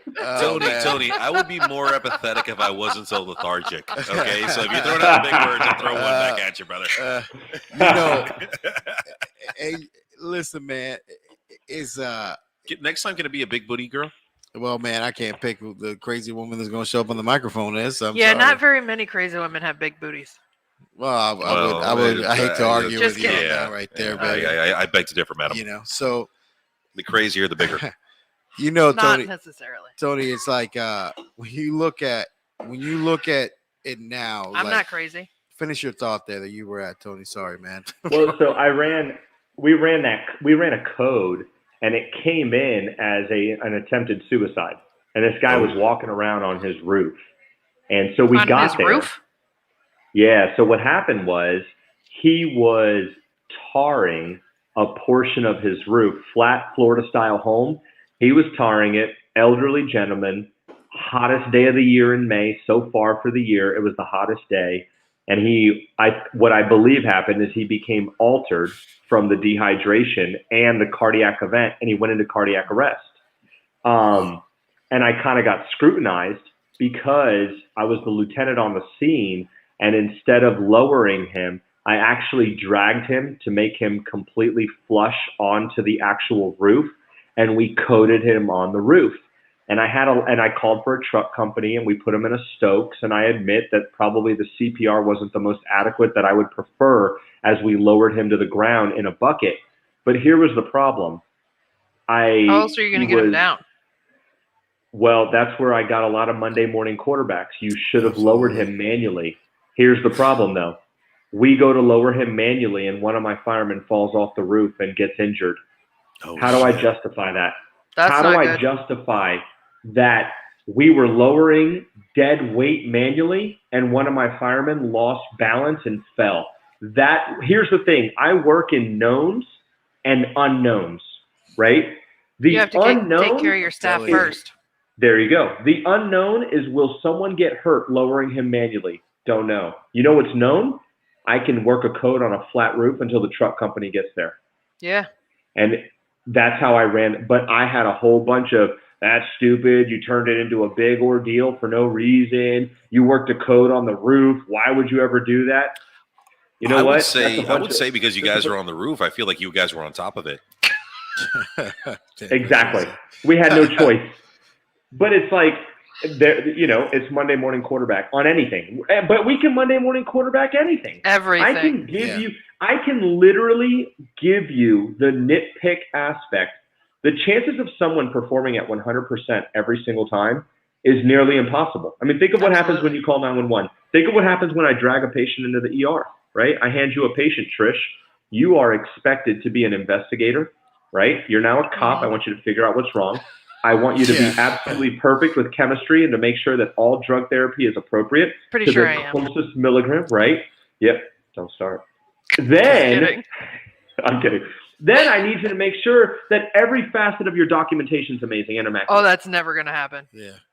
There you go. There's a pedestal that's out there, and unfortunately, it doesn't match. You don't have the time and resources to be able to do that. It's so amazing that, Tony, you came around the fire department at a time where the individual didn't matter as much as the collective whole. You know what I mean? And like they were just looking for a box to check, and now you missed a box or two to check because you were thinking about the guy checking the box. You know what I mean? The box checker. Yeah, you should think about the guy checking the box. Like that's so. I mean, here's what in the classes that we teach. Yeah. They always tell you to take care of staff first, because if you don't take care of staff, there's nobody to take care of the rest of the people that are coming. Yep. Like you have to take care of your staff. It's so crazy because here's the problem though. Let's go to the fire department. Take care of staff. You want to know the true reason why the fire department struggles to pay people appropriately? The fire department struggles to pay people appropriately because people want. In no sense of the imagination do you just arbitrarily get raise after raise after raise. And what happens is these people are given raise after raise after raise, and it really doesn't matter if they do anything more to make themselves more expendable to the department, right? Yeah. They don't go and get certifications. They don't go and extend anything. No skin in the game. Yeah. Correct. And that's what's happening. So if I'm a business owner, right? Carlos, you own your business right now. Yep. If you are the lead instructor and no one can top your level of expertise, which no one can. Why exactly? Why would you hold on to a 15-year instructor that's demanding $50 an hour when you can get two $20 an hour and mold them to be your next replacement? Yeah. No, man, you have a great question, Tony. Like this week, I was thinking about some me and you talked about a while back, and I'll be remiss, man, if we have a podcast where we don't mention like the best part of Tony's business. Like Tony lets him come to class for a week. Oh, Bobby, man. Bobby is amazing, and I love Bobby. I'm just saying. And like. I remember Tony having I worked with him for a couple of years. He's phenomenal. I remember Tony talking to me about bringing Bobby Have on your own Bobby. And doing this thing. Although he's not really replaceable. And like, I'm like, dude, how do you, I know. How do you get this dude to be like so bought into it? And you he pays him. Yeah, it's the biggest part of Tony's cut is like goes to Bobby, right? And it's like, and I go, man, that's what you got to do. But this week I'm sitting there thinking, Tony, I'm in a class this week in St. Lucie, which was a great class. We went over there and taught some water egress and stuff like that. And I have a great guy, which is Jason, and normally he's on the podcast with me. And I have Big Dick Rick. Did we lose Big Dick Rick? He just didn't come on. Yeah, Big Dick Rick just gave up about 37 minutes ago. So Justin Harley, and I have these two guys in this class, and I get these great text messages from like the fire chief, the lead person over there, and all this stuff about how great this class is. And this class was great because of the two guys that I have there with me. And you know, Cop Rob, he teaches and he puts a lot of work into the things, and these guys work for, you know, sometimes they go a while, wait to get paid till I get paid, you know, so I can pay them. Mm-hmm. And it's insane, man. Like that what makes you the greatest is those people that have skin in the game. They are suffering through it with you, you know, and like they want this thing to be great as well as you do. So it succeeds, you know what I mean? Oh yeah, and it's hard to find those people, but I mean, you give it, it's like to the point. There's a halfway point there, right? So what Rocky said earlier with Gary V, you will get people that will learn from the best, and then they'll go off and think that they can do it better because of the jersey they once wore. So they wore. That's a true story. They wore your jersey. Hey. They wore your jersey, and then they went off, and they think their reputation precedes them from the jersey they wore, but they don't realize who knitted that jersey. Yeah, they don't realize what's behind that. Yep, it's like, I get it. I have a team, and my team is phenomenal. Everybody has a list of expectations. I don't micromanage it. I try to take care of them, and they do their job. But I've had people come and go, and literally the people that have come and gone, some of them have just thought that they can do it better. And I think that my belief is that they think they can do it better because of the experience they got here. And ultimately, they wore, you know, my company's On-Call Training Solutions. I wore an On-Call Training Solutions jersey, and now I can take that jersey off and I can do it all on my own. And some are successful, some aren't. Really, it's irrelevant to me, because the moment you become fixated on someone else's path, you lost, right? I could care less what anyone else does, right? It doesn't really matter to me, because if I don't think my boat is big enough that your canoe can't rock me, then I got bigger fish to fry. And so ultimately you get a lot of people that do that in any facet of business. They start to believe that everything you've taught them is their own knowledge. Yeah. And you start to separate the loyalty really quick. You know, I got Bobby being on my team. You know, I got a lot of scrutiny from some of my teammates when I was going to make Bobby the full-time instructor.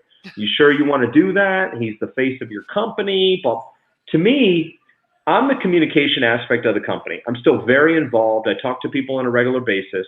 But what I knew was that I had a client base that had a more diverse need that couldn't be filled. You know, what I teach has a high role of necessity to have people that know how to do it well, right? Yeah. The hospital, what I teach, the hospital has a high turnover in, because most people don't want to do what I teach full time. They want to do it on overtime. And that stays true to the fire service. That's true. So by finding someone who's retired and making sure that I take care of them and make them a very intricate part of the team and let them know their worth, what I did was I traded value, right? I'll never say that I trade time. I think it's disrespectful to trade time. And let me tell you why. Because for me to trade time means that I can pay you, Carlos, enough money to take time away from Trish. And that's not appropriate, because I don't get to wager your hour. And so all I did was try to create enough of a compensation package that makes you feel intricate enough to the team, a member of the team, an owner in the team, and that you want to see it succeed, because when it succeeds, you succeed, because you are one and all for one and one for all. And that is what you have to look for. You have to find those people that are like, you know what? I believe in your vision. I don't think I'm bigger than the vision, and I don't think I'm bigger than the person who painted the picture of the vision. I just am blessed to be part of the vision. Yeah. You know, like Tony, and correct me if I'm wrong with this. So I'm talking to Tony one time, Tony's in Michigan teaching as an on-call training solutions. Now, mind you, that's Michigan. Yeah. There's I've been there. there's a lot of places that you I was can born there. that people can go get, you know, the ACLS, the PALS, Yeah. the BLS, the, you know, all the stuff that on-call training solutions teaches. Tony's there with his whole team teaching an anesthesiologist, That's awesome. like the experts at resuscitation, right? Mm-hmm. He's over there teaching them in Michigan. And you guys do this like every year, right, Tony? You guys go over there? Tony stepped away from the desk. Oh, sorry. So like they go every year to Michigan, and like they will bring them, pay for all their stuff, and they will go over there and teach. That's awesome. Because of the level of service that they provide as a company, you know. I believe it. I don't know if you've ever been to Michigan. There's nothing there. There's really nothing there. There's nothing there. Oh, I've been to. I Flint. do need to go, but I've been to Flint. I'm trying to book a vacation because I'm gonna to Michigan. To Michigan? No, hell no, not that drunk. No, I want to stay within like the continental U.S., but like I want to like either do like an amazing hiking trail or climb a mountain or something. So oh man, like, I'm researching on that right now. Let's stick around. We're gonna take you some cool places. Tony back yet, or is he No, back? Tony's probably taking a number 2. Oh, Jack. Maybe. Hey, so listen to this though. While We'll come back to Tony. Waiting on Tony. Yeah. One of the YouTube and everybody that knows me, I go I sit on the toilet. Yep. And then A lot. For a long time. And I will spend an hour or so in there, Patricio. I feel you. Or more. And yeah, sometimes more. Tony back. No, not yet. Oh, Oh, no, there he is. There he is. Hey, Hi, Tony. Tony. It was Hey. bedtime for the kids. It's in your backpack. Oh, It sorry. was bedtime for the Hey, kids. I was talking about when you were in Michigan. I was talking to Tony. You were in Michigan teaching like anesthesia people, you know, with your company, On Call Training Solutions. Like, and you guys go there quite a bit, right? Like all the way to Michigan. Yeah, we go all over the state. We go out of the state. Michigan's probably the furthest that we travel. So I got put on by somebody that I took care of here in Orlando when they were in school, and then they moved back home. They took my name back home, and so they accommodate us to come up there. We go up there 2 times a year, but it's all What part about of service, Michigan? you know. High North End, Traverse City. So we go Check. so we have to fly into Chicago into Cherry Capital. But we go up there, and so it's kind of nice, you know, to get our opportunity to go up there. But realistically, it just comes down to customer service. I mean, I'm not doing anything that anyone else doesn't do, right? I learned this a long time ago, you know, and it was kind of something that kind of stemmed to me. You go to Subway, and you won't tip the person making your sub who's putting effort into making this your lunch, but you'll give a girl in a bikini $1 to take a top off your Bud Light. Hey, really weird. Hey, whatever happens at Daytona stays in Daytona, Tony. Come on. Right? But the way we operate's crazy. You just made my whole sandwich. You're going to fulfill me for the rest of the day. But someone who literally goes, here you go. Permission to treat the witnesses hostile Give me as $1. possible. Permission to treat the witnesses hostile as possible. Okay, so here's where Rocky comes in right now. So I always have a debate in my head when I go to a restaurant. Let's say, for example, there's a restaurant that I like, and they have a certain food, but I order my food not online, but over the phone, and I say, hey, I'm going to be there in 20 minutes. I'd like to have it ready, and I'll be in and out, and that's it. In those situations, Tony, do you tip on something that's already every time? Every time. Here's the thing. I am tipping in good faith that what I just requested from you is taken care of. I am wish tipping that it in were good like faith. that. Correct, but I get it. I'm gonna tell you right now. There's plenty of times that it doesn't happen. You But get I'm home and tipping you're in like, good what the faith. fuck is this? I didn't order this. You should shenanigans. How did you get that 5 from me? This is not what I ordered. But the way I look at it is, you tip in good faith. You tip in good faith that whatever you've ordered is accurate. But let me give you another little piece of this. Please do. You show grace if it's not. You don't get pissed off. That's a true story. You don't go to social media and say, I'll never go into that restaurant again. You don't show grace. That's I our love community, our entire life. Like everything we do, we lack grace. Show people We grace. totally They had do a lack bad grace. day. They made them. Wait. You got to remember something. Let me tell you something. And this is going to work in your relationship. This is going to work with your kids. This is going to work with your job. If somebody wrongs you, I want you to think when they woke up this morning, did they think today I want to wrong you? If you don't feel like this was deliberate, show them grace. We lack Man, grace and compassion. That is a fair and valid argument, but at the same time, when you're giving grace with that mentality, what if the individual continues to fail every Hold on. time? I didn't say be dumb, and I didn't say you can't there call you them go. out if you have an issue. What I'm He didn't saying is say if it's continually, isolated, he said in the show beginning. grace. Because I can tell you right now, if every time I go there, there's not enough grace that's going to make me come back, because every time I come, you jack my order up. Guess what I'm going to do? I'm just not going to go back to you. I might let you know, but you know what I'm not going to do? I'm not going to go to social media and ruin your business by running my mouth, and now you Right. can't afford to put food on your table for your family. I'm not going to do that, because I'm not put on this earth to try and figure out how I can ruin you, how I can make you live in poverty. But I just won't patronize, or I won't be a patron at your location anymore. That's just what I won't do. But if you wrong something, I can show you grace for that mistake. I love that. And Patricio, that's the thing, bro. You didn't wait long enough for the answer. Fair. And this is the thing, and I know we've been at this for a while, and I got to tell you this, like, in full disclosure, Tony, like, Patricio, like I told you, your life will be different today when you leave after listening to Tony. No. There are certain facts and certain statements that Tony has made throughout tonight's conversation man. that has given me a different opinion, especially in regards to the fact of tipping, because I've worked in the restaurant industry, and I get that. Like, a lot of times these individuals like survive off of the tips that are given from the patrons that come to these establishments. But at the same time, it's like, I'm not going to contribute to your lack of effort. I'm not going to contribute to your failures. Like, look, I went to a restaurant a few weeks ago that claimed that they had the best insert blank. All right. And I'm like, well, that insert blank. Okay. Yeah, I'm not going to call them out, because if I say what it is, then a lot of people will know what it is. Okay. And I don't want to, I don't want to hurt their business. So I went to that establishment. I requested such item, and I got to my office. I'm like, this is okay, but it's honestly not the best one that stood out for me. Yeah.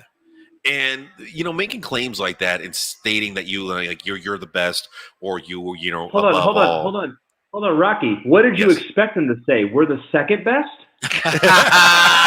Hey, man, I mean, really, what did you expect? Exactly. And no, I came to the realization. But it's in the eye of the beholder. To someone, they were the best. You know what? I teach the best ACLS class you'll ever sit in your life. What do you want me to say? I teach the second best class? Am I supposed to come on here and say, you know what? I am awesome. But have you ever sat through Carlos's class? Exactly, right? No. And that is a fair assessment right there. But at the same time, when like you, because I'm way better than Carlos. He is. But also, whether it's a marketing ploy or what have you, when you make a statement like that, then I'm going to hold you to a higher caliber.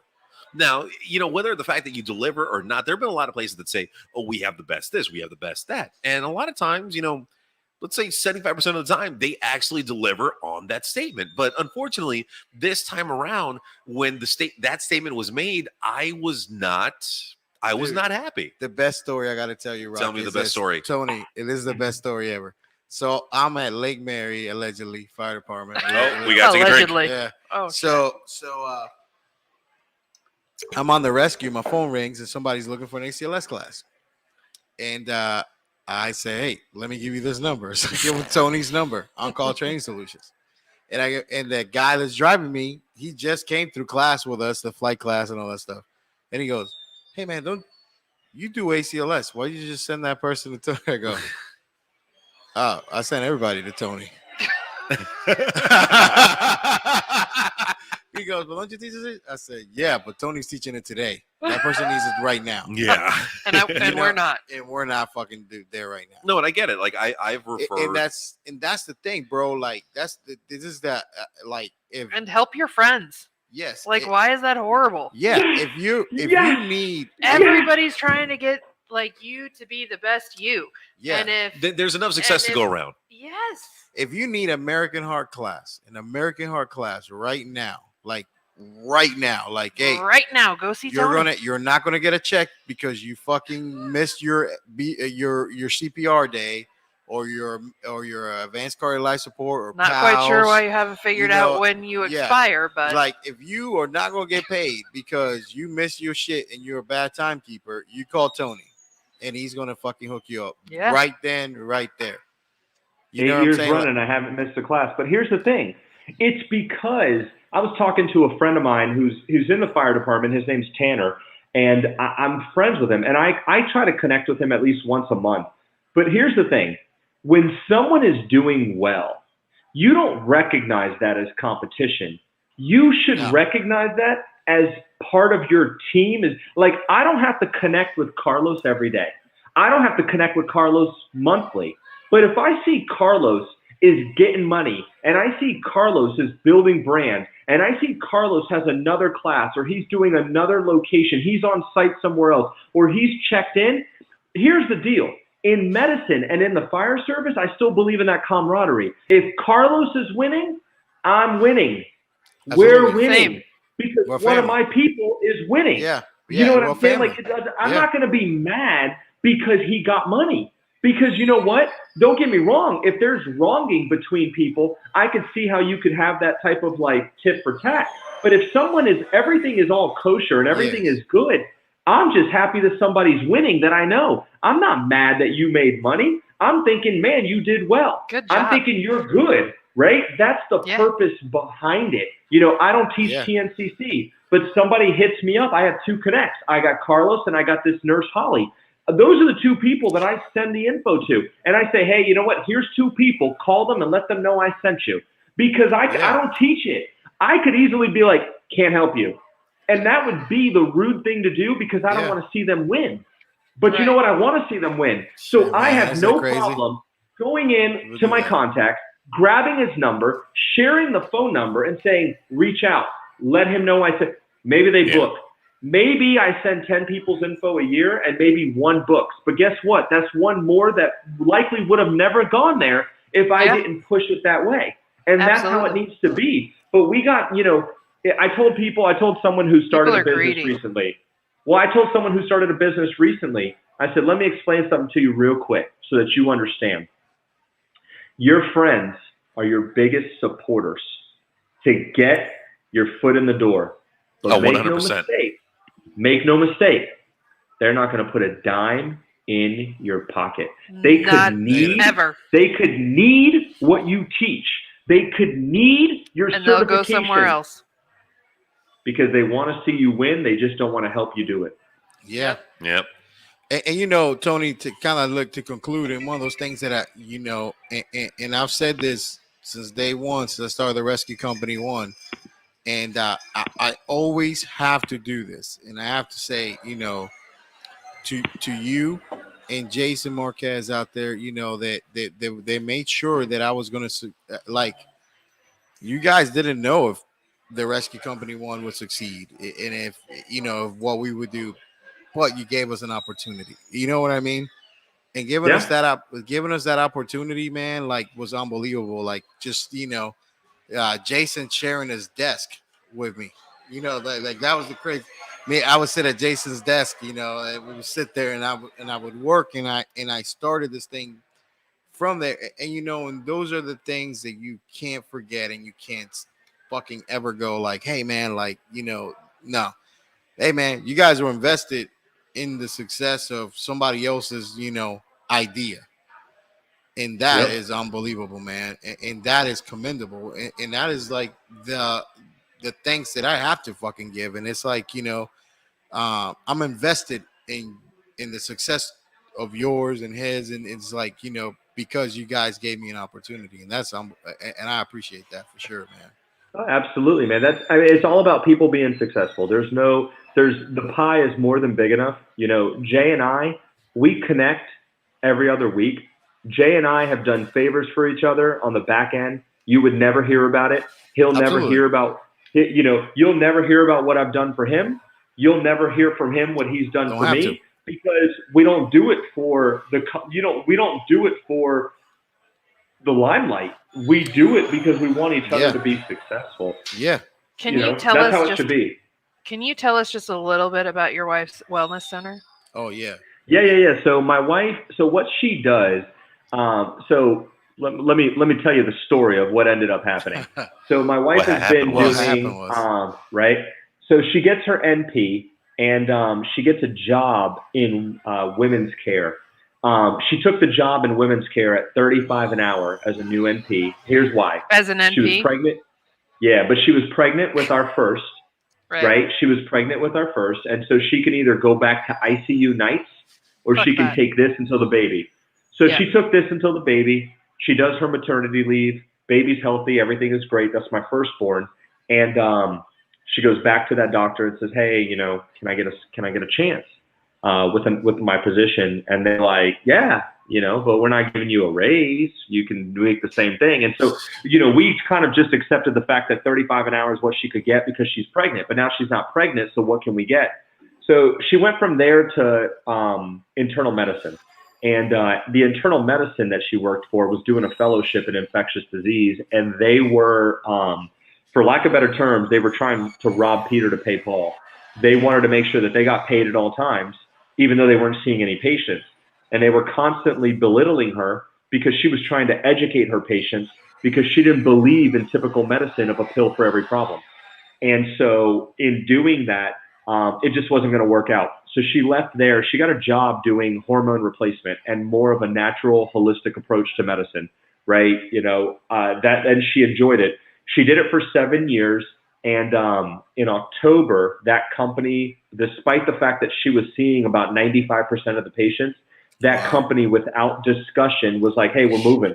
We sold our building. We're moving to where it'll create a 74-mile round trip for her to go to work." And it wasn't going to work. So we said, you know, "What do you want to do?" And she's like, "I want to open up my own practice." And, you know, God will do some crazy things and you just can't orchestrate it any better than the way that he can. When you look at my database that has over 10,000 names in it, the very first name in the database is the first number I called, and it was a physician that owns his own practice. And I called him and said, "I need a supervising physician." And he said, "You've taken care of me. You've gone everywhere I've needed you. You've taught at Starbucks. You've taught at Panera. You've taught at my office. You've taught at the hospital break room. Whatever I can do to help you and repay it, I'll do." And he agreed to be her supervising physician. So she goes back to the location and says, "Look, I'm going to go off and do my own thing.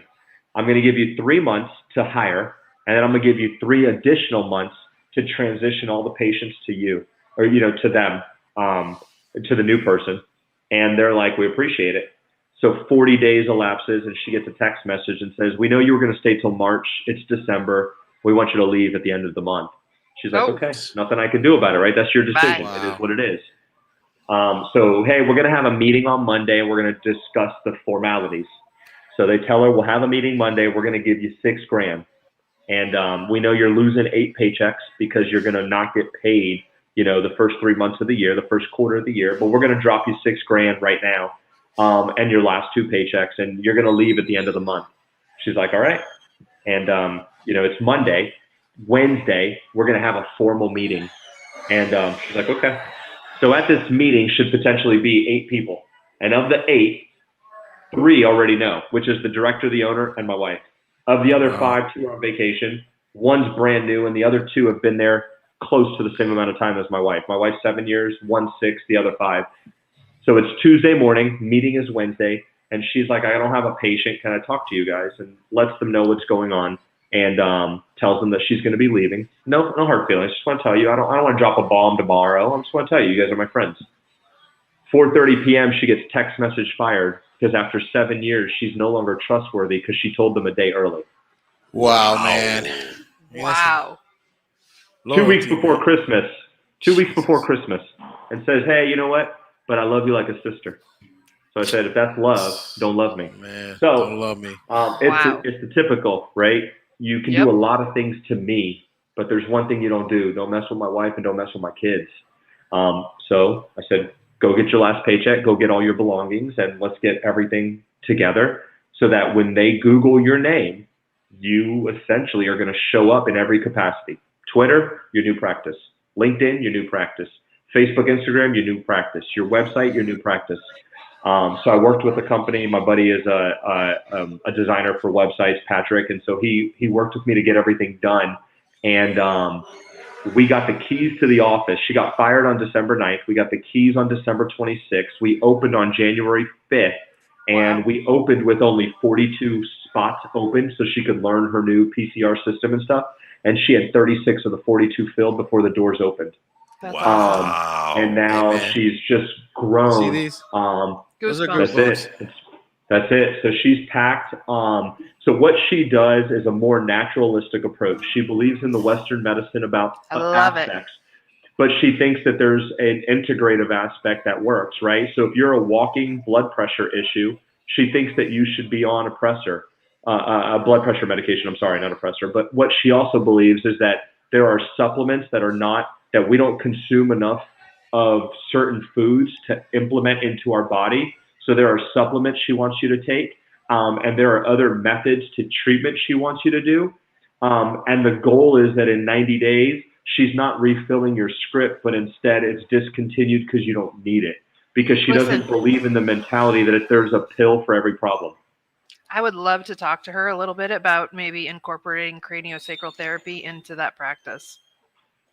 Yeah, I mean, if it's a more natural approach, that's what she It's does. totally natural. So, yep. So, It's yeah, she energy loved it. healing, kind of like Reiki, but hands-on. Yep. And I mean that she's wanted more of a natural approach. So her practice is the Restoration Place Clinic. And she does bioidentical hormone replacement. She looks at comprehensive lab values. You know, you have That's different awesome. components to your thyroid. Just because one aspect of your thyroid is deficient doesn't mean levothyroxine is going to fix it. I And so know, and you it doesn't mean that it's going to activate- be that forever.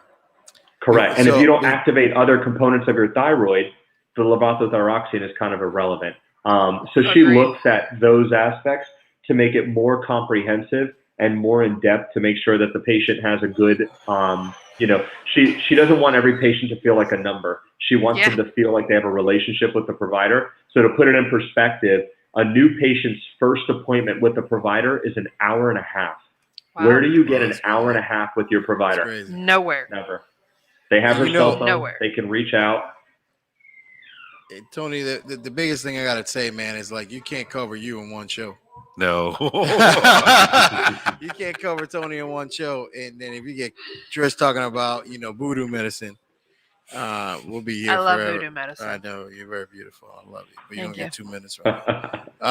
All right. I gotta pee anyway. Hey, Tony, like, where can people find you, man? If they need if you need CPR, advanced cardiac life support, pediatric advanced life support, or anything else that has to do with resuscitation or emergency care, critical care, anesthesia, or any of that, where can they find you at, man? Yeah, man, they can get me www.oncalltrainingsolutions.com. They can email me at instructor@oncalltrainingsolutions.com. And if people are looking for some mentorship, some business advice, some life advice, they can get me on my LinkedIn, which is just linked as Tony Renta. So they can get my info there to get some mentorship as well, with those aspects of it. I'm here to try and help people be the best version of themselves. I don't have all the answers, but I am committed to helping people find those answers if they need it. And dude, it's a blessing, bro, to have you on the show, man. And it's one of those things that is life changing for me, man. Like like I told Rocky today, and I told Trisha, I was like, having Tony on the show is like, it's amazing to me because it's just I'm a lot of what I am today. I do owe to you, man, and I do appreciate the help and the advice you have given us up to this point, man. And like I tell you, when Robbie fires me, from this company, which is going to happen. Robbie's going to can me, and he's going to run this company. And I'm leaving one phone number left behind, and that's going to be yours. That's it. That's it. Yeah, Tony's number when Robbie fires me, and him and Handsome Andy are running the company. So, I think that's a great idea. That's it, man.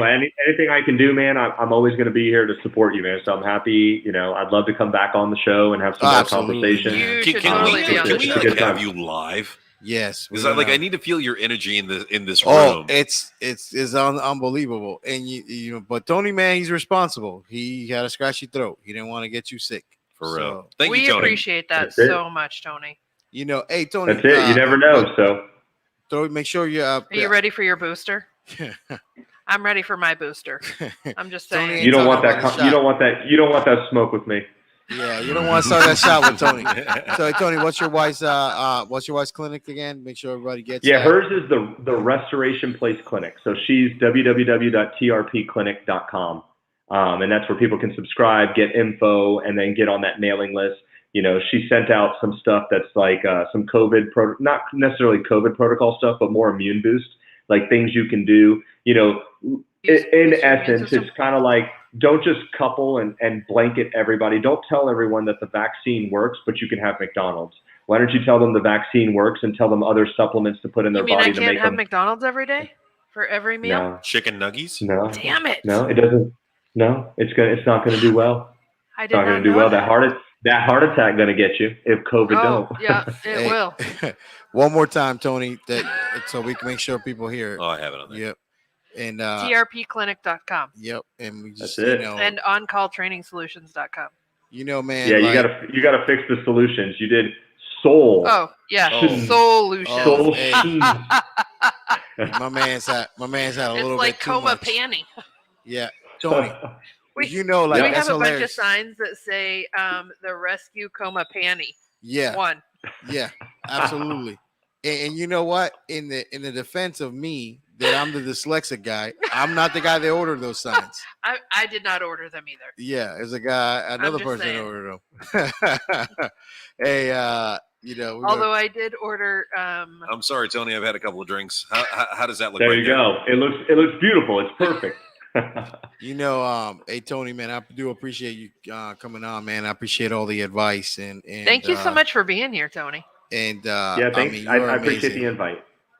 And I got like 8 people that need stroke, so we're gonna have you back for that. That's it. Let me know whatever I can do. Yeah, and we'll work on a date for me to come back. Yes, sir. And Tony, I hit you tell up. us when you're ready. We'll make it happen. Via Facebook because I would love to have you on with us out of chaos. Because I'm sorry for poaching your guests on your show. No, poach them away. I want to have him on chaos. Do we get to guest host? You know what? How about you guys control the show and I just sit in the corner and drink a Jack and Coke. You poach them away. You poach them away because it's like you only got like 4% of what this dude can do. Hey, that 4% was good enough for me. I want more. I was Tony. I don't know if you remember this, but I was talking to Tony about this. I was stuck on these numbers things, and I called Tony. I was like, "Hey, man, I got this thing going on," and Tony talked to me, and I called Josh right away about numbers. It was a thing me and Tony were talking about, and I called Josh right away. I said, "Tony solved the problem in 8 minutes, where it took you 2 weeks to try to give me an answer." That's it. My job is to analyze and do what I can to help. Yeah, I like to look at things from a practical approach. I've been blessed to have a lot of experience in a little bit of time. And, I have what I find to be like a gift of discernment where I can figure things out and kind of work through them and kind of help people. Sometimes I got to get better about taking my own advice, which is kind of nice when people give me advice and I don't have to think about it. We can't ever take our own advice. I always tell Jason he's got 3 eyes. Your 2 and his 1. But absolutely, I enjoyed it. I'm glad to be on here. I'd love to drop some more info and have conversations. That would be wonderful. I'm not an arguer of opinion. I like to talk facts, and I like to kind of find individual aspects. I got some opinions, and here's the thing. I don't mind dropping my opinion, but I can literally support my opinion with the best of them. I'll just tell you right now, with the way the world is going, I have multiple tabs saved that are all political science degrees. And that might be what you see me moving into. This man has a very Ooh, particular I'll set of vote for you. skills. Oh, dude, it's unreal, man. That's you're my Are you president. gonna run for president? He's my president. I'll vote. I think a big portion of this nation needs a Huckleberry, and I might need to Agreed. be it. Hey, Will you be our Huckleberry? I didn't even get into Tony's haircut idea. We're gonna do that next time. You got that, babe. Fade medic. Yeah. Hey, brother, I appreciate it, man. But before you let it go, Tony, what is your final thought before you get out of here? Man, are you going to give me a topic, or am I supposed to run with this whatever like you Alex want to talk Trebek? about? Your final thought as you're leaving as the Rotor turns. All right. So every day you have a new opportunity to make a difference. And as cliche as it sounds, if you have the opportunity to change someone's life, do that. Because if it was your last day on this earth, know that you made someone's day better, even if your day was about to be worse. So if that means you let someone in that you are rightfully pissed off is cutting the line at a light, if you grab the tab on somebody's coffee, if you open the door for someone, if you send a family member a text message that says you're thinking about them, or you send a spouse something that says you love them, or you express something to someone who means something to you, take that opportunity each and every day and treat it as if it was your last opportunity. I love that. Love it. Man, I appreciate that. You can't end the show better than that, brother. You can't. That was phenomenal. Appreciate it, Tony. Thank you, Absolutely, y'all. You guys have a good night. I'm going to have my whiskey nightcap and call it an evening, but I appreciate the opportunity. This was an opportunity for me. So I really do appreciate you, the invitation and the pursuing to try and get me to get on here. And absolutely, the next time, hopefully in the next few weeks or month or so, it'll be live and I can come be there with you guys. That'd be awesome. And tell your beautiful wife, thank you for sharing you for the night, man. Thank you so much. Absolutely. You guys have a great night. Stay safe. All right, man. Bye. And as the Rotor turns, that's how we finish. I will say that, like, the last couple of days in the ER, like, I have had that opportunity. Like, yeah, you made a difference. Welcome back to what you were meant to do. You passed the 5-year mark, and I'm not even going to start on that. But you passed the 5-year mark in that emergency. 5-year mark of what? In the emergency working in the ER? I mean, it's been like 16 years. Well, baby, the whole point is if you pass that 5-year mark, I know you don't ever leave. You're ridiculous anywhere else. I did leave for a little while. Yes, and you're back. And I'm back. Yes, my brother's still proven right. And he's an imbecile, but he's still proven right. Like the man wrote a paper that needs to be published that he was proven right. And as the Rotor turns, hey man, y'all go fuck yourselves. I love you. I love you. Bye.